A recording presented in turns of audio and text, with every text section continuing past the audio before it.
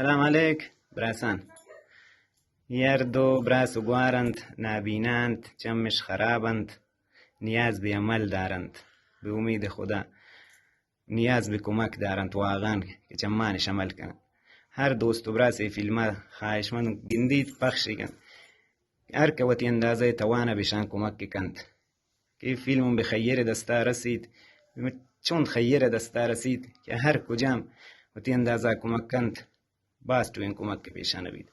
ایشم شما را کارتشند به امید خدا. زکریا بیار دستا دیما.